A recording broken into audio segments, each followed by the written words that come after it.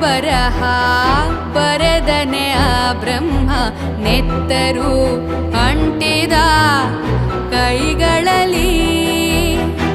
ಗಗನದಿ ಅಡಗಿರುವ ನಗುವನು ಅಳಿಸಿರುವ ದೇವರು ಅನ್ನುವ ಹಸಿದ ಹುಲಿ